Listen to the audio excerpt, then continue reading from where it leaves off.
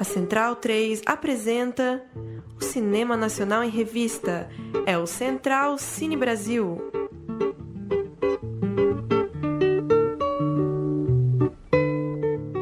Alô, alô, amigo ouvinte da Rádio Central 3. Está começando mais um Central Cine Brasil, o nosso programa de número 174, todas as semanas falando sobre cinema brasileiro aqui na Central 3. Eu sou o Lucas Borges. Como vai, Paulo Silva Júnior? Dali, Lucas. Um abraço para quem acompanha o Central Cine Brasil. Hoje com 2 filmes, né? A gente vai começar falando de Açúcar. Estamos na linha com Sérgio Oliveira, diretor do filme, ao lado da Renata Pinheiro. E no segundo bloco, a gente fala de A Divisão. Gravei um pouquinho antes uma conversa com o diretor Vicente Amorim. Então, 2 filmes brasileiros em cartaz, passando aqui pelo programa de hoje. Presente também conosco o Ju Heredia. Como vai, Ju? Olá, gente. E já damos nosso boa noite, bom dia, boa tarde para o Sérgio Oliveira. Como vai, Sérgio? Tudo bom? Muito obrigado por nos atender. Boa noite. Obrigado a vocês. Obrigado a vocês.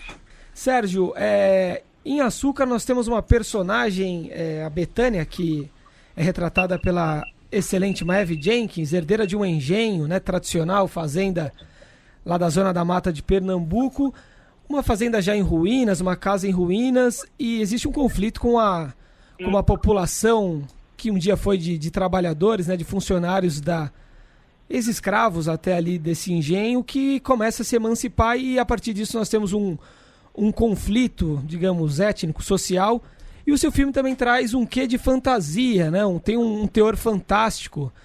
E eu cito esse ponto porque a gente tem visto cada vez mais, de uns anos para cá, não sei se coincidência, enfim, se é uma questão do zeitgeist aí, um inconsciente coletivo, mas muitos filmes, né? Azougue Nazaré, para falar de outro filme grande, filme pernambucano, o Atlantique, o filme de Senegal, que surgiu no ano passado, que trazem elementos fantásticos, essa coisa do realismo fantástico até da nossa tradição latino-americana. Eu queria te perguntar de onde veio essa sua inspiração, por que você trouxe à tona essa peculiaridade para o filme?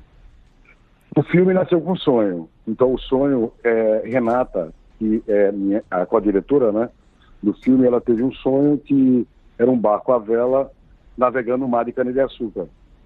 Então esse sonho já trazia em si uma chave simbólica, né? Uma chave simbólica também de uma primeira região de um país que foi explorado, né? E se fez aqui a plantação de cana-de-açúcar. Então já tinha vários símbolos que vinham com essa imagem.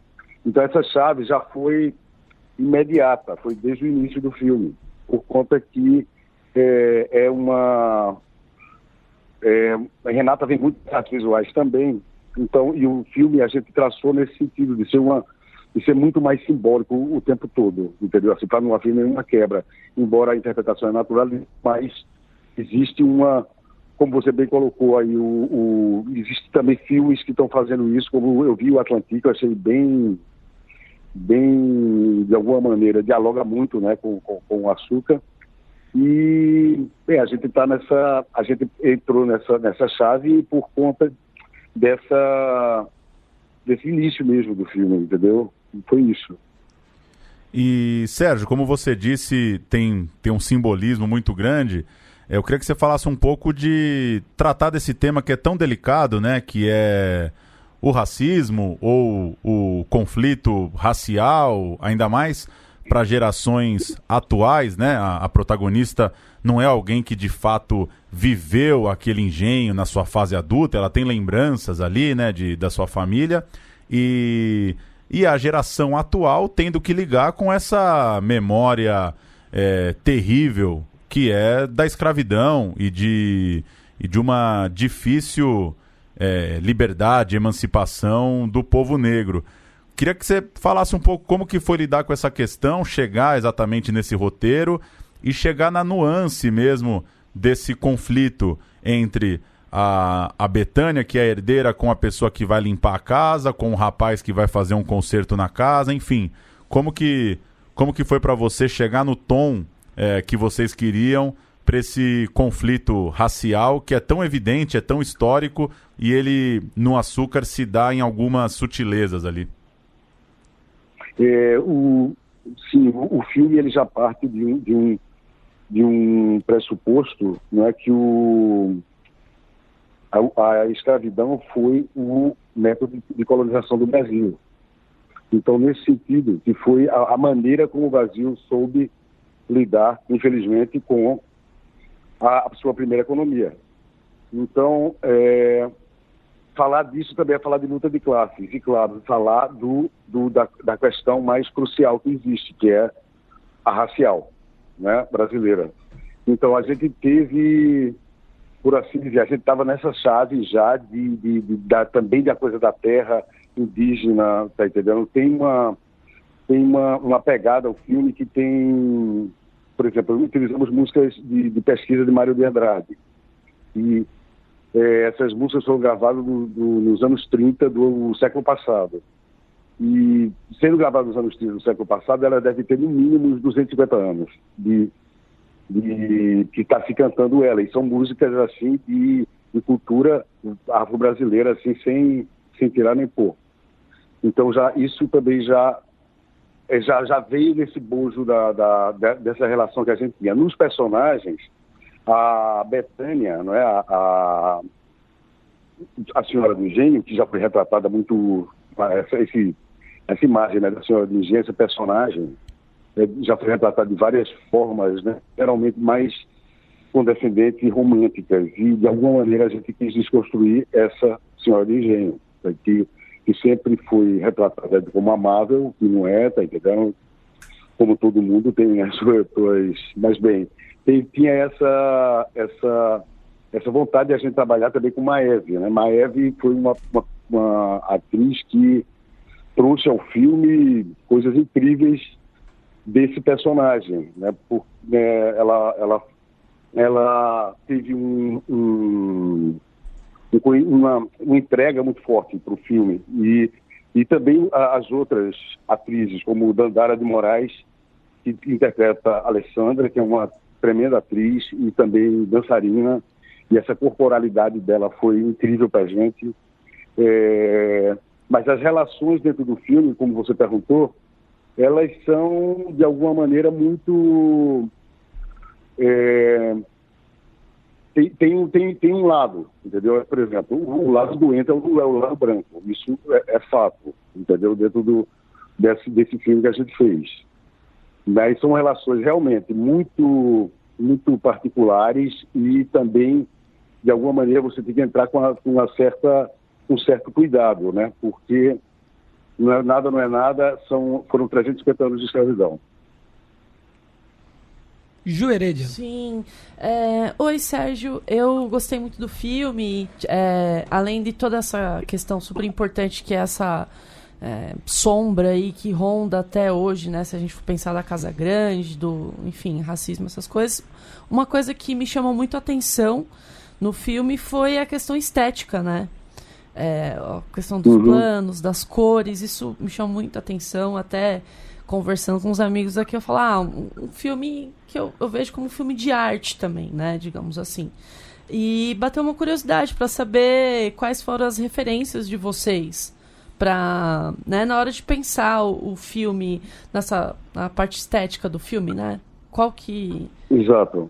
Não, como eu falei anteriormente, a gente teve colocou já no roteiro essa ideia de várias cenas muito simbólicas. Sim. Então, a direção de arte que eu também acho fantástica, e também, assim, mas de onde veio, a gente tinha feito um filme em 2008, um curta-metragem chamado Super Barroco, nessa mesma locação. Então, essa locação já era muito conhecida da gente. E esse filme, que por sinal foi para Cannes, para 15 anos de realizadores, Super Barroco, ele também já tinha uma chave muito simbólica, com back projection, com vários artifícios cênicos, né, para o cinema mesmo, né? Uhum. Então isso já foi uma aprendizagem que a gente já veio com ela, não é, para fazer esse filme, como, por exemplo, teve assim, particularmente, né, nessa coisa mais da direção de arte, e o que tem o filme, uma escada no meio do nada, Sim. saca, um lustre portátil, não é?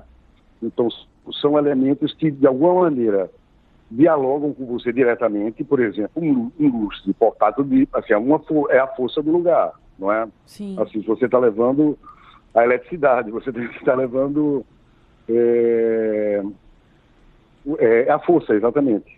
Então, foram coisas que foram surgindo. Renata é uma exímia diretora de arte também, ela fez a direção de arte desse filme, então foi tudo muito bem nesse sentido também. Eu adoro a visualidade do filme, eu acho que ela é muito forte, assim, bonita, mais reveladora. Ela não é bonita por ser bonita. Sim. É como se citou-se. Ela mostra a decadência muita e mostra a cor de uma decadência, sei lá, mostra um misto de coisas ali, né? Que já faz você, de alguma maneira, viajar. E a gente contou também com a fotografia de Fernando Lockett, que é um fotógrafo argentino, parceiraço nosso, que já trabalha há vários filmes e que é muito boa também. Assim, eu acho que ele foi muito feliz nesse trabalho. Antes de passar a palavra a Pedro Botton, que adentrou o nosso estúdio, a Renata Pinheiro, que co-dirige o filme com você, premiadíssima, né? Diretora de Arte de Deserto, de A Febre do Rato, de Zama, entre outros. Zama, ela agora ganhou. Exato, são vários filmes, Não, e a primeira cena já, pra mim, já foi impacto ali. Ela chegando e tal, aquele barco, a vela, vermelho, foi pra mim já uou. Pedro Botton tá por aqui também. Oba, boa noite. E aí, Sérgio? Tudo bem? Ô, Sérgio, parabéns pelo filme. E pegando esse gancho da direção de arte que a Juliana comentou, fala um pouco dessa locação que chama muita atenção no filme. A casa e principalmente aquela zona da mata, assim, que vim assistir o filme pensando nas dificuldades e nas alegrias, nos prazeres que é filmar nesse lugar e passar um tempo nesse lugar tão bonito. Você comentou que fez o curta, né? Conta um pouco da locação, do lugar onde foi filmado, como foi levar a equipe para lá. Olha, a equipe era muito pequena. Eu me lembro, acho que era uma equipe de 13 pessoas, fora os atores. Eu me lembro também que a gente filmou, eu digo assim, porque a gente filmou em 2014, entendeu? O filme foi feito em 2014 e só agora a gente conseguiu lançar.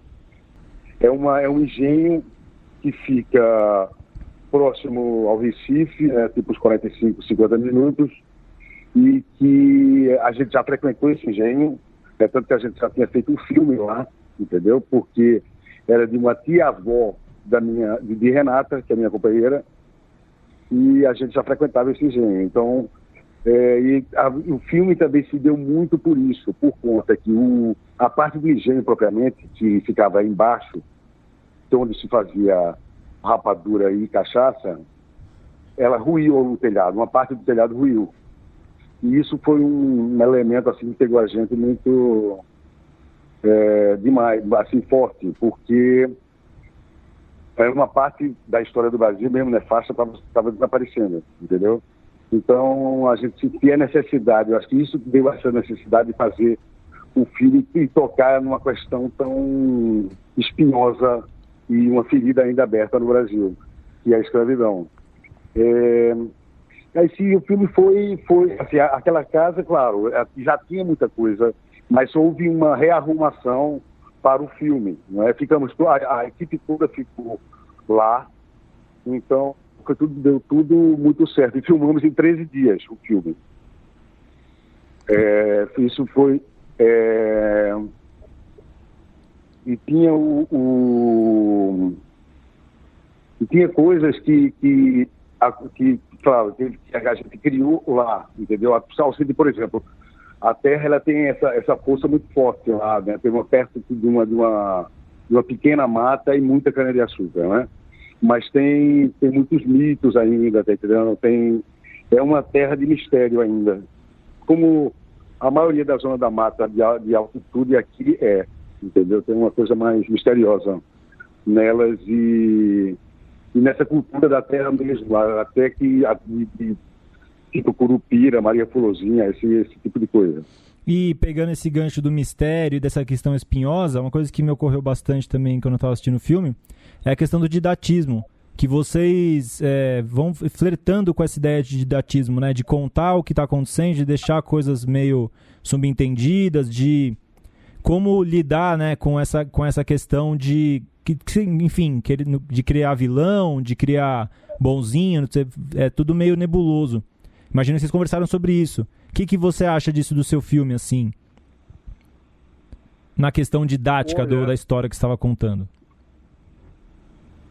É uma história basicamente simples. Tem um antigo empregado uma senhora, uma filha herdeira, retorna para uma terra que era dela e encontra já pessoas que já tomaram posse de parte dessa terra e que querem comprar a casa grande dela.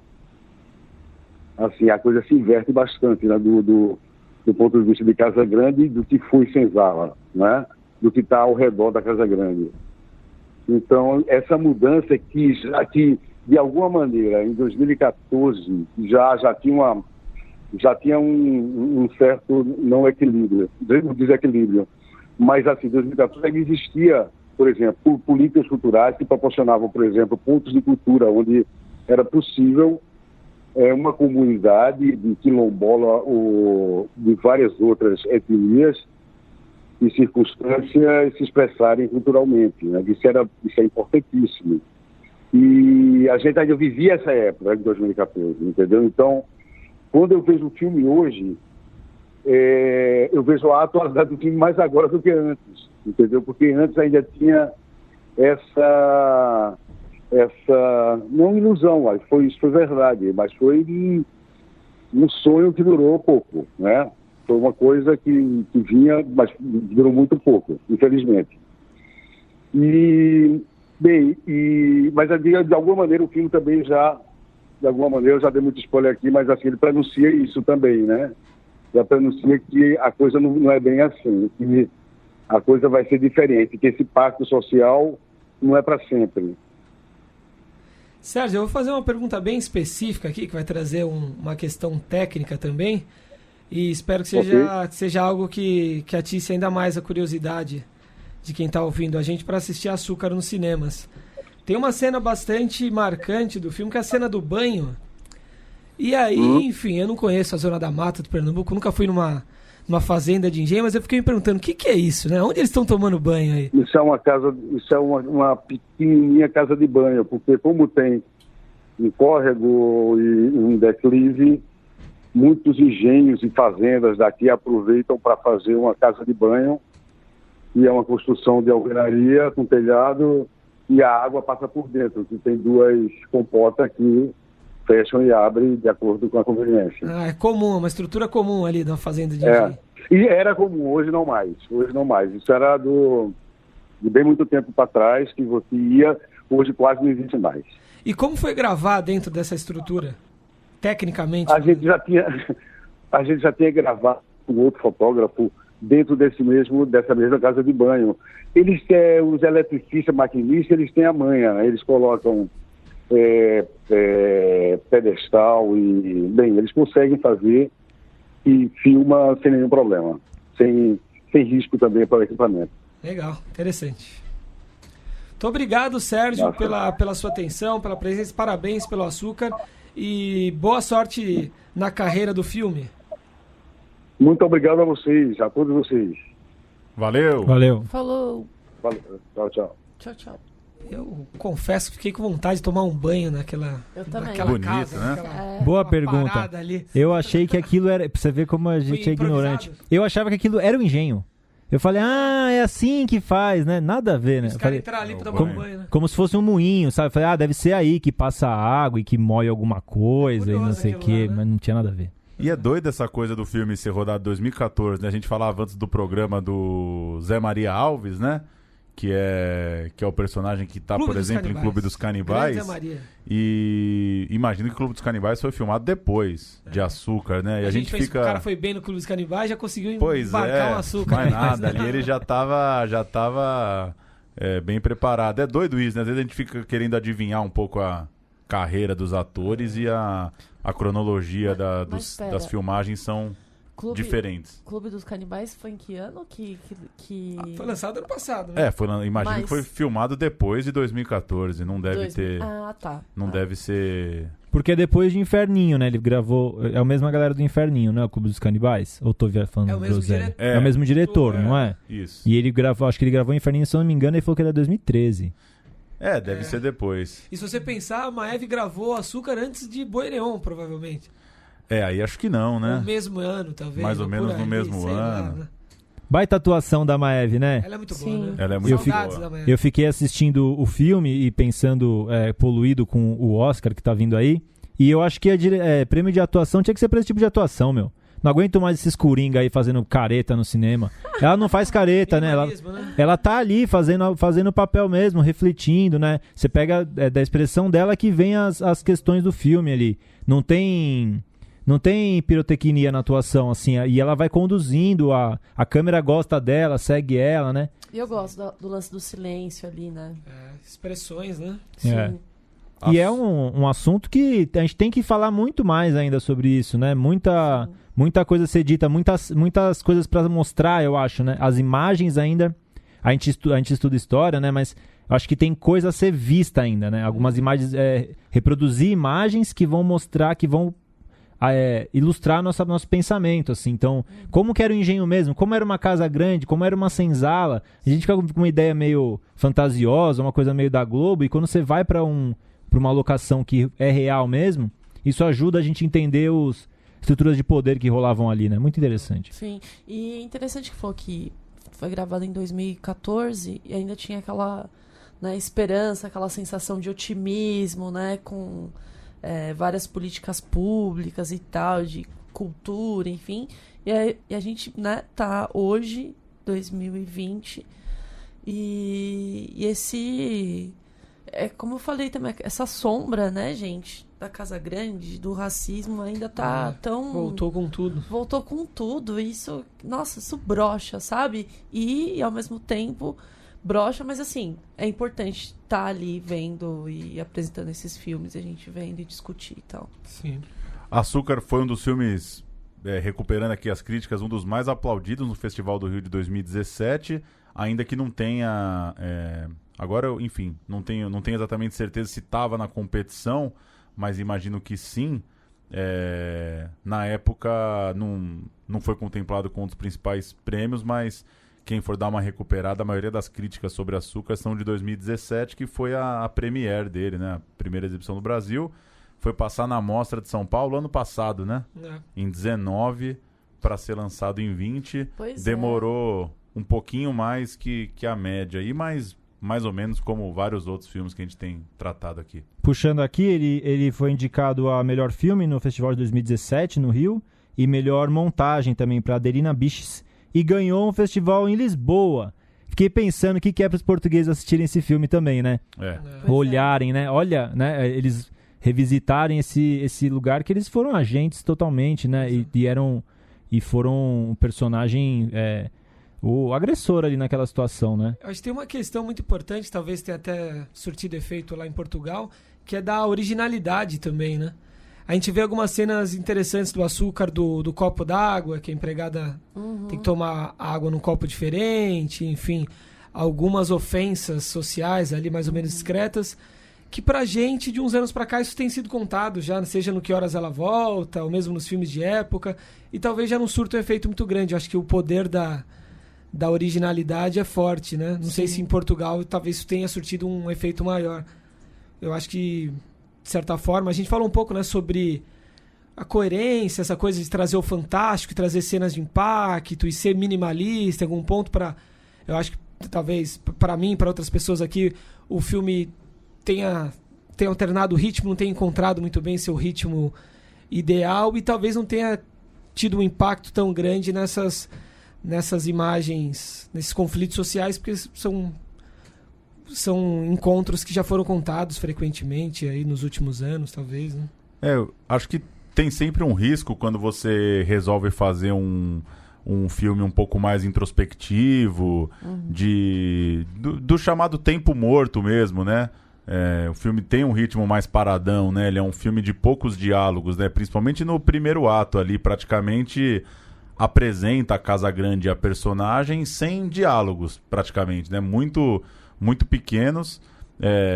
Pro meu gosto pessoal, eu senti um pouco de falta, assim, de um pouco mais de calor entre os personagens, assim. Calor pros dois lados, né? Pro amor e pra violência, assim. Achei que a tensão... essa opção de uma tensão mais introspectiva e de clima mesmo. Ao mesmo tempo, você vê o Sérgio falando, né? Rodar o filme numa equipe enxuta e rodar em 2 semanas, né? É uma façanha, né? Sim, pouco tempo. De fato, já são muito vividos. O fato da Renata ser diretora de arte, você vê ali que tem um rigor, né? De cores e de objetos. Mas é isso, assim. Eu queria enfim... Dane-se o que eu queria, né? Mas eu acho que o filme... um pelinho a mais, assim. De tensão, de punch mesmo, sabe? Ou até mesmo se fosse seguir o caminho do... De sensação que é o roteiro de quebra de expectativa, né? Não é o roteiro de catarse. A gente até discutiu, né, nos nossos grupos aí do WhatsApp, os famigerados, que é o típico filme brasileiro que só passa de leve por cima das questões, é um filme mais minimalista. Talvez não seja um problema, eu acho que não é uma peculiaridade só do cinema brasileiro, mas me parece que ele não é exatamente a proposta na qual ele embarca, de ser um filme minimalista, de ser um filme mais low profile. Eu acho que ele tenta dar algumas espetadas em outras direções, e não sei, acaba ficando quase em vários pontos, apesar de ser um filme muito interessante. Então, pra quem tá ouvindo a gente e vai correndo no cinema amanhã, tem que ver, vale a pena. Mas tem dificuldade de assistir um filme mais paradão, uma questão mais assim... contemplativa. Então, sei lá, pode ser mais difícil. Eu diria, desliga o celular e assiste a porcaria do filme, meu.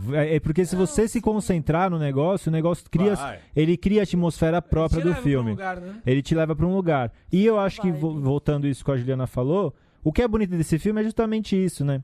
Uma época, um Brasil de 2014, com investimento, com vontade, as pessoas fazem um filme que elas querem. Isso traz diversidade pro cinema. Esse filme pode ser qualquer coisa, mas ele é muito diferente, ele não é apelativo. Ele não é um filme que vai entregar o que a gente quer e que vai ficar pipocando coisa na tela pra pessoa não perder a atenção. É um filme autoral mesmo. O cara fez como ele queria fazer, constrói a cena do jeito que ele quer. Eu pretendo do didatismo, que é isso também. Coloca uns elementos também, não explica muito. Você fica ali meio que com essa dúvida durante o filme todo. Zé Maria senta na mesa ali e dá uma aula, né? Então, eu acho que é legal pensar isso, assim, que a gente tem que começar a perceber, talvez esses filmes não vão minguar e vão chegar esses outros filmes que é o filme que a gente quer ver. Esse filme sim, esse filme é grande, esse filme acontece, não sei o que lá. Eu acho que o mais legal desse filme é trazer a diversidade. Agora em 2020 a gente lembra, dá pra fazer filme assim também. Sim. E só deixar uma recomendação, Amor, Plástico e Barulho, de 2013, eu gosto muito do filme, é a direção da Renata, mas o Sérgio é um dos roteiristas. Outra parceria do casal, nesse caso o Sérgio não assina a direção, assina só o roteiro, e como o Lucas já citou na entrevista, a Renata tem uma carreira maior na direção de arte, né? Deserto, Zama, Tatuagem, Histórias de Amor Durou Apenas 90 Minutos, Feliz Natal, Festa da Menina Morta, Bastil das Bestas e Amarelo Manga, Texas Hotel, o primeiro curta que ela fez, já tem aí, vai pra... O primeiro do Cláudio Assis também? O primeiro curta do Cláudio Assis, bateu aí os 20 anos,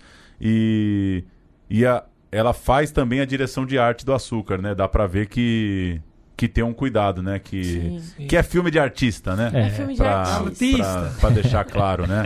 É isso que o Sérgio falou. É naturalista, mas não é o cinema ultra realista padrão brasileiro. Ele tem um carinho maior com essa estética, de fato. Agora, A Divisão é outra história. A Divisão, só passar a sinopse, o Rio de Janeiro se encontra acuado por uma onda de sequestros na década de 90, as forças de segurança convocam agentes corruptos e um delegado com fama de genocida para salvar a cidade dos bandidos e até da polícia. Filme do diretor Vicente Amorim, que, enfim, a sinopse é bem clara. O filme tem aquele clima brasileiríssimo de repartição pública, né? De departamento de polícia, de a galera anti-sequestro tem uma rincha com a galera da civil e o delegado gosta mais de um PM do que de outro. Aquela coisa de repartição, de filme de polícia. Mas acho que o filme tem duas particularidades assim que me chamaram muita atenção. Primeiro é que, apesar de parecer um tema batido, os filmes que tratam da relação da polícia com a cidade, ou mais especificamente com a favela, geralmente são ligados ao tráfico de drogas, né? Todos eles, né? Tropa de Elite, o principal deles, eles estão sempre na chamada guerra às drogas. Aqui não tem isso, então é muito curioso, assim, que ver a relação com um caso muito específico, que é o do sequestro, que o Vicente vai falar daqui a pouco na entrevista, isso também está lá como informação no filme.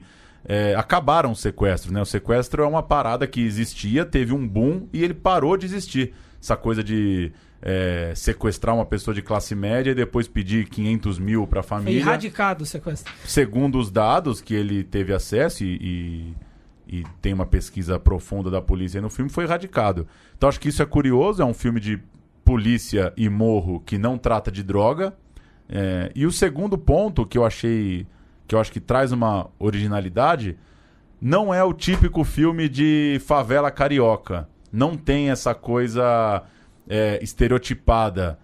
É claro que tem uma certa malandragem na polícia, mas ele me parece um pouco mais universal do que Alemão, ou do que Tropa, ou do que até de Cidade de Deus, assim. Ele me parece que é um filme mais possível de você imaginar que ele podia se passar em São Paulo, por exemplo. Claro, Rio de Janeiro tem uma geografia muito própria ali. Sim. Mas ele é menos esse... Não tem aquela coisa do sintonia, assim, não tem. Não é a graça, né? A exuberância que é a vida nas comunidades, assim. Não tem, né? Não tem. É mais sutil, é um pouco mais flat nesse sentido. Eu acho que ele é mais universal do que um filme muito carioca, assim. E não tem nenhuma droguinha.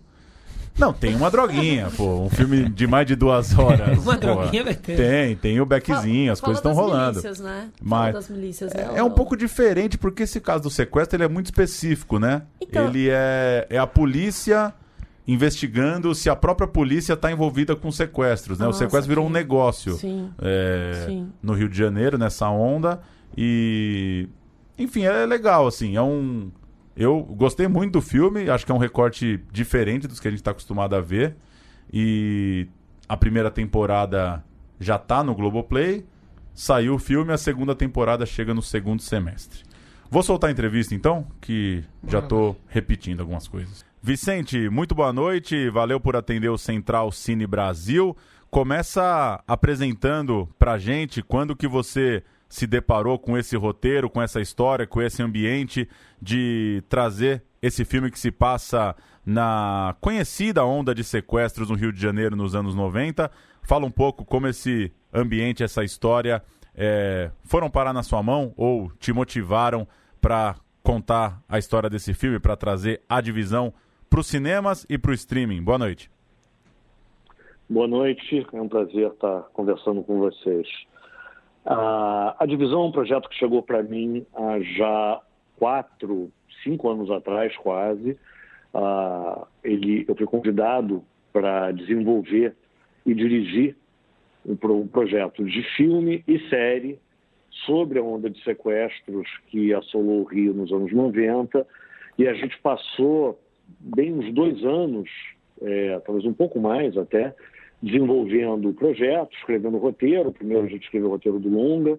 A partir do roteiro do longa a gente escreveu o roteiro da primeira temporada da série e depois escrevemos a segunda temporada da série. Foi um processo muito interessante, muito que nos trouxe muito para perto da verdade do que realmente aconteceu ali. É um filme de ficção, naturalmente, é uma série também de ficção, mas muito ancorados na realidade. E a gente teve o que eu costumo chamar de uma arma secreta, que foi o Zé Luiz Magalhães, que é um inspetor da polícia, que no filme é vivido pelo Heron Cordeiro, é o personagem Santiago no filme e na série.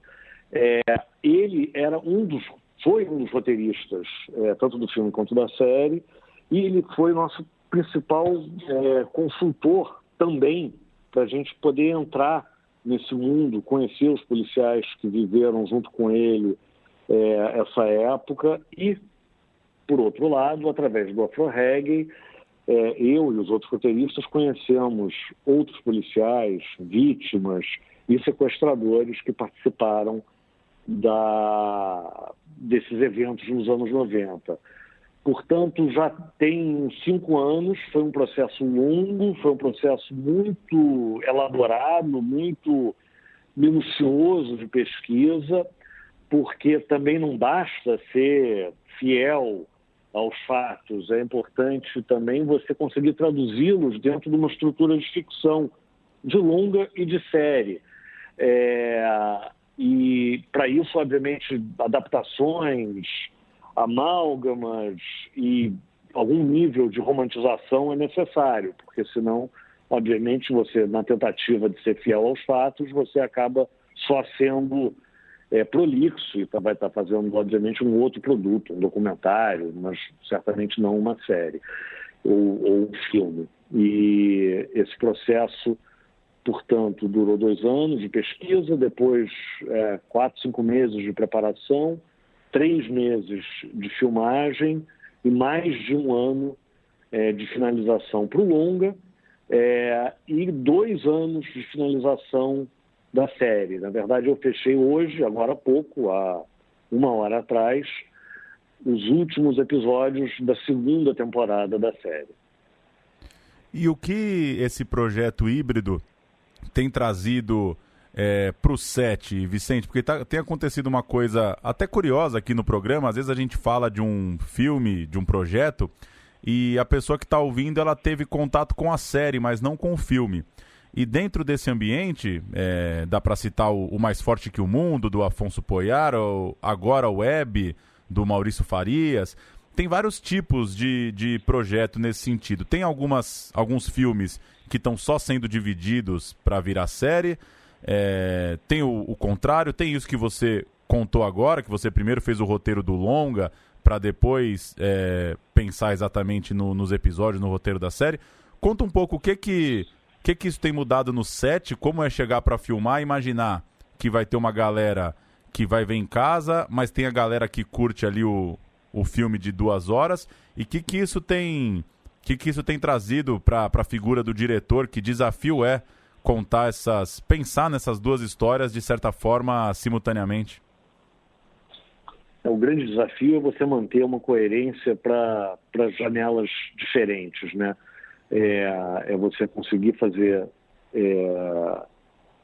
um filme que funcione no cinema, na tela grande, e, ao mesmo tempo, uma série a partir do mesmo material. É um grande desafio, é uma coisa que você, quando chega no set, você não pode ignorar. A gente filmou tudo junto, a gente filmou o longa, a 1ª temporada da série e a 2ª temporada da série de uma vez só. Entretanto, a gente teve o cuidado de, primeiro, na medida do possível e com pequenas exceções, rodar o longa, depois rodar o material complementar para a 1ª temporada da série e depois, por último, rodar a 2ª temporada. Houve exceções quando havia sobreposição de locações e outros momentos nos quais, por uma economia de escala, a gente às vezes filmava longa, 1ª temporada e 2ª temporada no mesmo dia. Mas isso era muito mais a exceção do que a regra. Porque é importante você saber para qual janela você está filmando. Há uma convergência cada vez maior entre a linguagem de cinema e a linguagem que se chamava linguagem de televisão. Hoje em dia, com o streaming, não é nem mais justo chamar a linguagem das séries do streaming como linguagem de televisão, porque ela está muito, muito próxima da linguagem de cinema. O que muda, e obviamente muda muito, é a estrutura.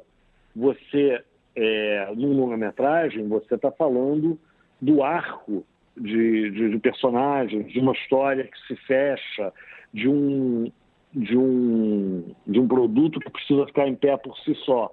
Enquanto na série você não está falando de um arco, mas sim de uma trajetória de personagens que continuam e que não alcançam o objetivo primordial deles. Porque a partir do momento que esse objetivo é alcançado, a série precisa terminar. Então, conciliar essas duas coisas, fazendo longa e 2 temporadas de série ao mesmo tempo, requer uma matemática, um jogo de encaixe, onde o trabalho dos roteiristas, do diretor e da continuista, no caso das continuistas, porque a gente tinha 2, é muito importante para garantir que não haveria confusões e que tanto o arco dentro do longa quanto a trajetória dentro da série dos personagens fosse respeitada. A gente filmou sempre, que é uma coisa muito pouco comum no Brasil, pelo menos, com um roteirista presente no set de filmagem. O cuidado com isso foi bastante grande. E o resultado é que a Divisão é a série de maior sucesso do Globoplay até hoje, né? Ele mudou a demografia da plataforma, ele foi realmente um ponto de mudança dentro dessa plataforma de streaming da Globo. O sucesso foi tanto que, na verdade, o lançamento em cinema acabou sendo menor, eu preciso confessar, do que eu desejaria. Isso aconteceu também com o filme da Hebe e aconteceu, eu acho, também com Carcereiros.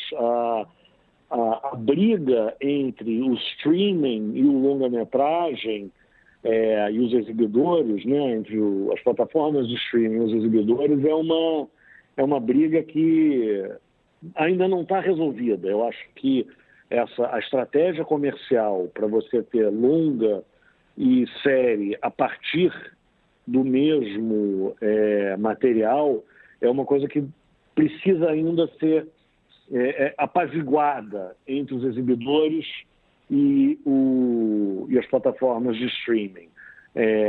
Eu estou muito feliz com o lançamento do filme, extremamente feliz com a crítica em geral e com a reação do público, mas eu gostaria que o filme tivesse tido um lançamento maior do que ele está tendo. Agora, é o preço que a gente está pagando pelo sucesso extraordinário que a série teve. E só completando ainda em cima desse tema, que também é uma pergunta que chega muito aqui pra gente, enquanto espectador, por que você acha que vale ir ao cinema assistir a Divisão, sendo que às vezes a pessoa já assina o streaming e, querendo ou não, ela tem um custo para ir até o cinema, ela tem uma concorrência gigantesca aí nos complexos de cinema. Como que isso, tentando fazer um exercício, imaginando você como espectador, como acompanhar, por que assistir os 2 produtos, os 2 recortes? São experiências muito diferentes. Como o longa foi pensado desde o início para ser um longa, ele estruturalmente funciona como longa, ele não é um resumo da série. Então, você tem uma experiência diferente daquela que você tem acompanhando episódio por episódio, mesmo fazendo um binge-watching na plataforma de streaming. Você tem, no mínimo, uma experiência mais compacta. E você tem, mais do que isso, uma experiência muito mais imersiva. Você se sente, de fato, ali do lado daqueles personagens, vivendo aquelas ações tão extremas que são as que a gente discute, as que a gente mostra no longa-metragem. Não que elas sejam fundamentalmente diferentes das que a gente mostra na série, mas o recorte é outro, é necessariamente outro, né? A forma que os episódios foram montados é diferente da forma que o longa foi montado, o peso que os personagens têm é diferente.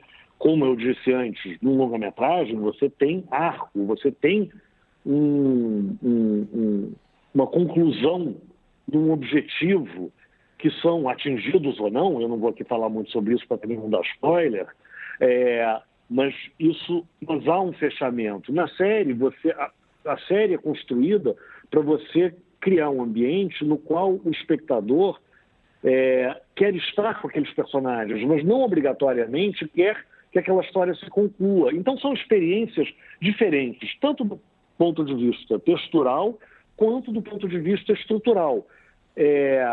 Ver a série não estraga a experiência de ver o longa, nem vice-versa. Legal. E, Vicente, eu fui ao cinema no final de semana, fiquei pensando, né, em o desafio mesmo, né, a responsabilidade de construir um filme com uma temática, ou ao menos com um ambiente que rendeu filmes icônicos aí para o cinema brasileiro recentemente. Daria para voltar em Cidade de Deus, mesmo em Tropa de Elite, com pautas obviamente diferentes, né? O seu filme tem tem no argumento essa onda de sequestros que é muito própria, mas ao mesmo tempo essa relação polícia, cidade, morro, né? No caso do Rio de Janeiro, ela tem aparecido em muitos filmes e aí até novelas, séries de TV, enfim. Diante disso, o que você poderia falar um pouco sobre construir esse filme com todas essas referências e com um assunto que está muito fresco no audiovisual brasileiro? A gente tem muitos filmes importantes, apesar de tratarem de outros temas, que passam mais ou menos por alguns cenários e alguns contextos que estão na divisão. Olha, a questão, o contexto da violência urbana no Brasil e especificamente no Rio de Janeiro são, infelizmente, inesgotáveis. Há inúmeras, centenas, milhares de histórias a serem contadas de pontos de vista diferentes dentro desse contexto. Ele a grande tragédia brasileira é a história da violência urbana no Rio de Janeiro, que é um espelho para aquela do resto do Brasil. Ela é possivelmente mais radical no Rio de Janeiro, mas ela é ali o umbigo e o espelho para o que acontece no resto do Brasil. Portanto, sempre haverá a possibilidade e a necessidade, aliás, de você buscar originalidade na hora de contar uma história nesse contexto. Eu tenho segurança que a gente está olhando para uma história que, claro, que tem pontos de contato tanto com Cidade de Deus, quanto com Tropa, quanto com outros filmes, até novelas, como você falou, mas de um ponto de vista diferente, né? A discussão que a gente coloca, o contexto no qual o drama humano dos personagens principais do nosso filme é contado, é a pergunta fundamental que o Hélio Luz colocou há 20 anos atrás, quando ele era o chefe de polícia do Rio de Janeiro. Ele é, aliás, o personagem que inspira o Paulo Gaspar no filme, o personagem vivido pelo Bruce Konlevski, quando ele diz: para quem serve a polícia no Rio de Janeiro? E ele mesmo responde: serve para proteger a elite e o resto da população. Por que é que esse filme é sobre o crime de sequestro? Porque ele é o único crime que foi erradicado no Rio de Janeiro. E por que foi erradicado? Porque era o único crime que atingia apenas a elite carioca.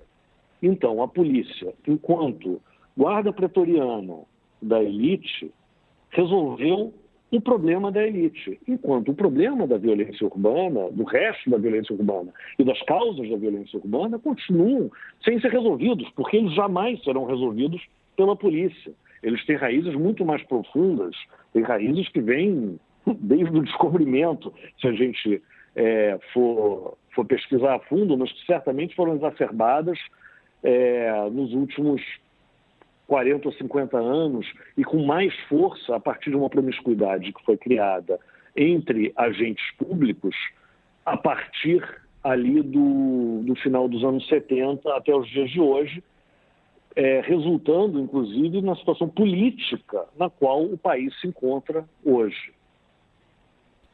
Maravilha. Vicente, parabéns pelo trabalho, por esse longo trabalho, né? Agora até explicando aí para o nosso ouvinte, filme e 2 temporadas de série gravados ao mesmo tempo, rodados simultaneamente. Imagino todo o trabalho que teve aí, a produção e a organização dessas diárias e dessas locações. E parabéns pelo trabalho, gostei bastante de A Divisão, como você disse, já frequente aí, já um sucesso no streaming. Tomara também que bastante gente consiga aproveitar o filme na telona, consiga também ter essa experiência, como você falou, de ambiente, de som, das ótimas sequências de ação que tem no filme. É isso, a experiência é outra no cinema, é uma experiência muito mais completa e com um arco dramático muito mais poderoso. Agora, daqui a poucos meses, a 2ª temporada, que é toda de material inédito, vai estar no ar, vai estar no éter, né? Vai estar na plataforma aí do Globoplay também, e eu acho que vai ser o mesmo sucesso que a primeira temporada foi. Maravilha. Valeu, Vicente. Bom trabalho por aí. Obrigado por nos atender. Um abraço. Um abraço. Até logo. Acho que a conversa acabou ficando um pouco nisso, que é uma coisa que a gente sempre fala aqui, né? Dos filmes virando série e as pessoas tendo acesso na TV ou no streaming. E é muito interessante isso, né? A Divisão, então, foi pro set para rodar um filme, 2 temporadas de série. Como ele explicou, priorizou o filme, depois a primeira temporada, depois a segunda. Nem sempre era possível por causa das locações. Mas então, enfim, acho que é legal saber que a 2ª temporada que vem agora é totalmente inédita. A história do filme passou, a história da primeira temporada passou, vem a segunda. Muito louco, né? A gente cobra tanto aqui a bilheteria, né? E ouvir o Vicente falando que é a maior audiência do Globoplay, pensar que eu vi o filme com a sensação de cinema, assim. Não foi aquele tipo de filme que você vai assistir e pensa que foi ao cinema ver televisão. Então acho que é legal pra a gente ver também que o público tá vendo o cinema brasileiro de alguma forma. Não é a minha pira de formato, assistir todos os episódios, preferi ver o filme, mas a galera tá vendo aí. Eu tive a oportunidade de ver a série, o comecinho ali. Fica a bronca no filtro, você achou que não ficou muito, né, no cinema, mas eu vi em casa o filtro que eles usam de cor, a colorização do filme, me enjoou. É muito bonito quando começa, depois você fica... É muito amarelo, ele é todo... Parece um filtrão de Instagram mesmo, assim. Esse me lembrou muito o filme do D2 também. Aquela história do D2 com o Skank, também, que é um filtrão pesado o filme todo, assim. Eu acho que é bonito, né? Eu acho que pro trailer é lindo, né? Você fazer isso, mas fica parecendo um videoclipe de 1 hora cada episódio, assim. Então, acho que faltou dar uma seguradinha na mão. Mas você tava falando da erradicação, né? Perdão aqui. Erradicação do sequestro. E, citando um colega nosso, no podcast do Le Monde, no Guilhotina, teve um episódio, o Gabriel Feltran, foi falar do PCC. E ele ficou falando como que fica com esse papo que não tem como resolver, porque é muito organizado e não sei o quê. E ele cita a história do sequestro no Rio, que lá foi erradicado porque é um problema que atinge a classe média diretamente. Quem é sequestrado é quem tem grana. Então, os caras perceberam que estava rolando, organizou, montou polícia, pagou todo mundo bem, o negócio some mesmo, assim. Então... É legal essa ideia de perceber como que... Porque a gente naturaliza crime, né? Não, vai ter pra sempre. Fundo, né? Não, isso aí vai ter pra sempre. Assassinato tem pra sempre. Sequestro tem pra sempre. Roubo de carro tem pra sempre. Não é bem assim. Dá pra fazer um trabalho, dá pra fazer uma inteligência, montar ali algum esquema pra que a coisa mingue mesmo, né? Deixe de ser interessante cometer um crime que é tão arriscado à vida de todo mundo ali, né? Pra quem sequestra, pra quem é sequestrado, enfim. Então, acho legal... Hoje a gente olhar e falar, nossa, era assim, né? A gente assiste a série, vê o filme e fala, caramba, é verdade, né? Lembra de ligar a televisão e ter essa coisa dos sequestros e tal. Sim. Vamos às notícias? Vamos, só registrar o Silvio Guindani e o Heron Cordeiro muito bem no filme. Muito bem, achei que os dois caras tiveram... Não acompanho tanto televisão, não sei o quanto que eles já estão conhecidos assim do público, mas achei que os dois seguraram bem. Silvio Guindani é o do Segunda Chamada lá, o professor de óculos? Chamada. Bom esse ator, né? Muito Ele tá bom. fazendo umas coisas boas, uma atuação bem nosso focada, né? jornalista do Mare Nostrum. É isso mesmo. Ele manda bem.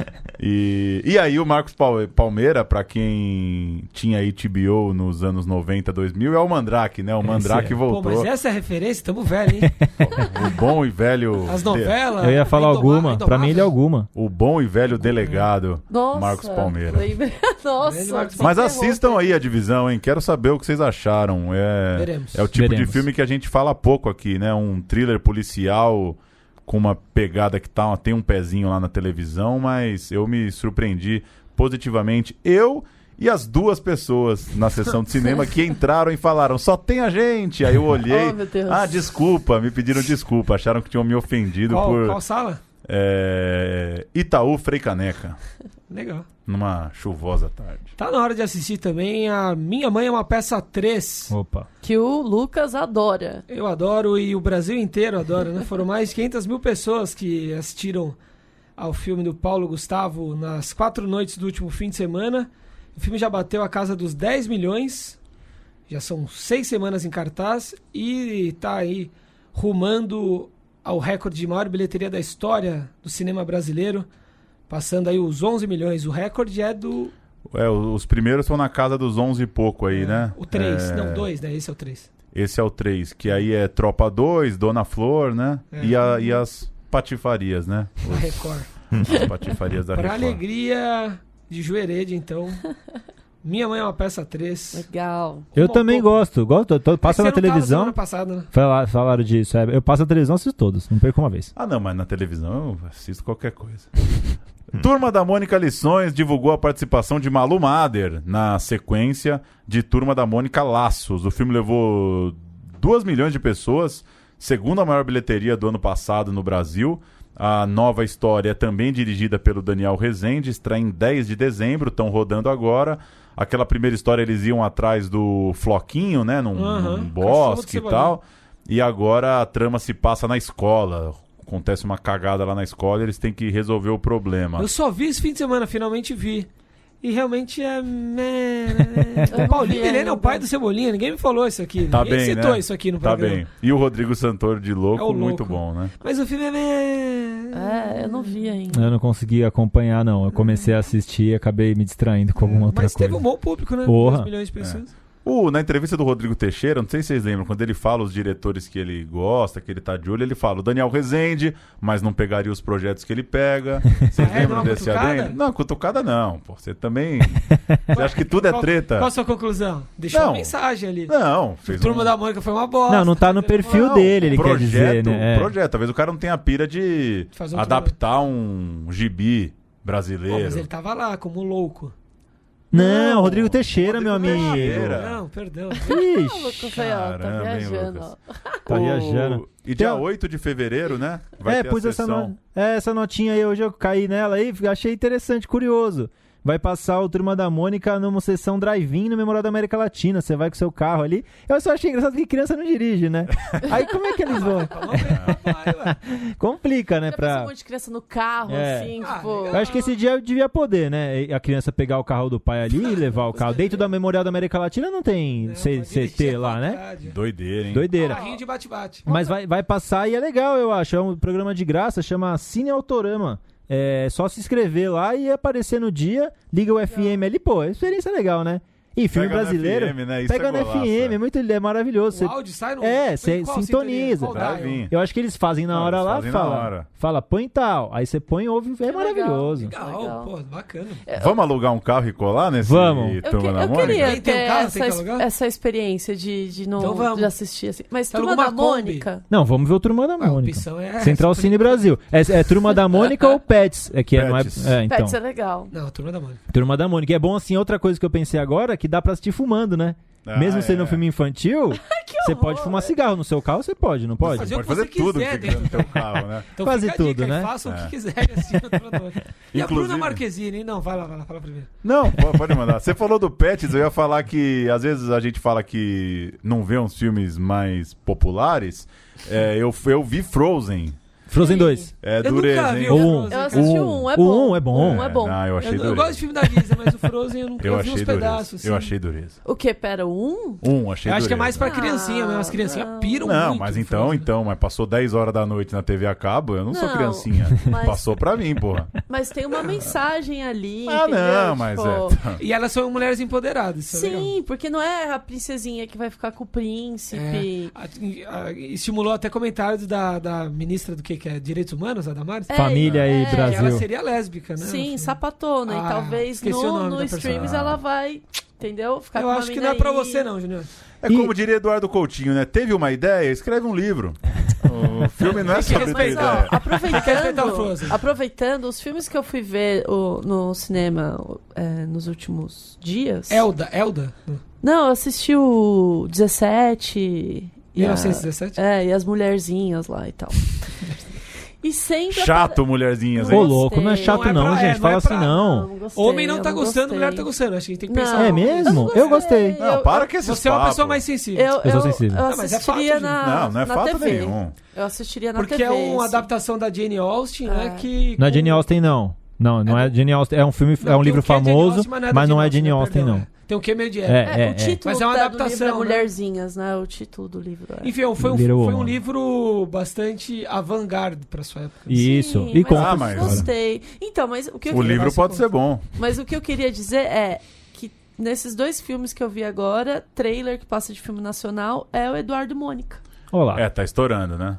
Então, Difícil, eu né? tenho essa impressão de que todos os filmes grandes tá rolando o trailer do Eduardo Mônica. Mas em breve você vai ver Bruna Marquezine interpretando uma nadadora e fotógrafa em Vou Nadar Até Você, o primeiro longa da Marquezine. Vai estrear em março. Ela vive a Ofélia, que é uma moradora da aprazível cidade de Santos. Está em busca do paradeiro do pai, a Marquezine. O primeiro trailer foi divulgado nessa semana, a direção do Klaus Mitteldorf. Então, em breve... Ela faz a travessia, né? Ela fica sabendo que o pai dela é? tá, acho que em Ubatuba. Ô, louco. E aí De ela... Santos até Ubatuba? É, não pode ser, né? Deve ser É um longinho. Guarujá. Fiquei Guarujá. pensando por quê? Por quê? Por que ela vai nadar? É só pegar um... Não, mas tem, gostoso tem, nadar no mar. e tem o desafio, né? A gana de passar Cara, nadar no nadando. mar é muito legal. O bairro Opa. Perequiaçu ficou movimentado nesse 10 de maio. Tráfico de Perequiaçu pessoas e pela Ubatuba. filmagem do longa... Ó, o longa chamava Rio Santos, matéria de 2016. A Bruna Marquezine vive Ofélia, uma jovem que mora em Santos, e quando ela descobre que ele mora em Ubatuba, Olha lá. ela atravessa a nado. Só isso. É que vai parando, né, gente? Não, era Mas só vai, pegar o busão. Não. mas vai Aí parando. você Também não é de fala- uma vez só, cara. Mas Não dá agora- nem pra ir de bicicleta. Mas sabe o que eu vou falar pra vocês? Filme não é pra vocês. Vocês não nadam aí, viu? Não tem sentido Cara, já esse fui muito argumento. pra Perequiaçu, muito aprazível também. E- Mas não tem como ir nadando de um Estreia da Marquezine no cinema, né? Tô tentando Estreia no puxar aqui cinema. na memória aqui. ponto. Falei Legal. que estreia. Boa sorte pra ela aí. Longa carreira no cinema, que cinema é o que importa, né? Mas dá uma segurada no nada, senão não vai aguentar. Não chega no segundo longa. Não chega, né? Mas é tudo. Tem dublê. Tem dublê até de partes íntimas no cinema Tem. brasileiro. Hoje em dia não vai ter dublê de natação. Poxa, que decepção. Só fazer aqui um comentário. O Little Woman que foi citado aqui, o Mulherzinhas. Adoráveis Mulheres, nome oficial aqui no Brasil. Portugal, filme. amorzinhos, né? Em Portugal é Mulherzinhas. E do livro é Mulherzinhas também. É Luísa May Alcott, a autora Falei dessa Jane Austen, novela. né? Perdão. Foi confirmada a segunda temporada de Sintonia do Condzilla, deve chegar ainda nesse ano de 2020, e durante o anúncio, ele ou a produção da Netflix, não lembro agora, alguém falou que foi a produção brasileira mais assistida em 2019, que é o que falam pra todas. É, todas Mas são. esse a gente gosta de acreditar, né? Esse vão Gostou acreditar. bastante. A gente passou já os filmes de Berlim na semana passada, né? Mas eu só deixei aqui os... São 19 filmes, né? No total, a gente não tinha ainda a lista completa na semana passada. 5 filmes na Mostra Panorama, 4 na Generation, 5 na Forum Expanded. Tem um na Mostra Encontros, que a gente não citou semana passada, que é Los Conductos, que é um filme França, Colômbia, Brasil, dirigido por um colombiano, o Camilo Restrepo.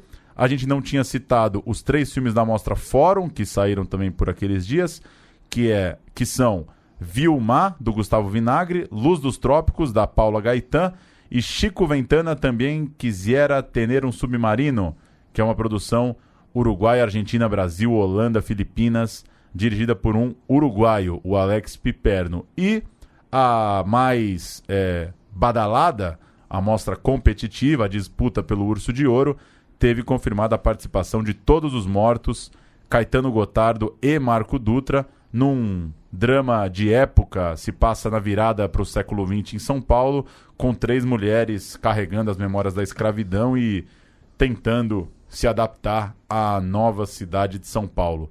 19 filmes, portanto, brasileiros e mais uma porrada de gente naquela Berlinale Talents, que seleciona técnicos do cinema e projetos para serem debatidos. Copa do Mundo, né? 18 filmes, 18 países. Quem levar, né? volta com o caneco. Quem levar, leva. O Brasil levou Central do Brasil e Tropa 1 em 98 e 2008 levou Ursão de Ouro. Opa, Paulo. bonito, né?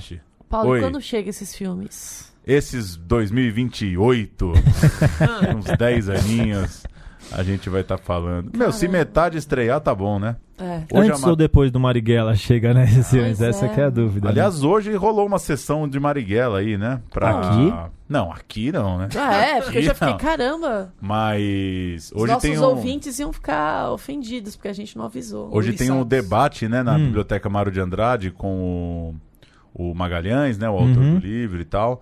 E ao que parece rolou uma sessão meio privada ali pra galera. Mas Legal. o filme estreia em maio. Torcer pra alguém ter feito o Can Hip lá, né? Filmado, brincadeira, né?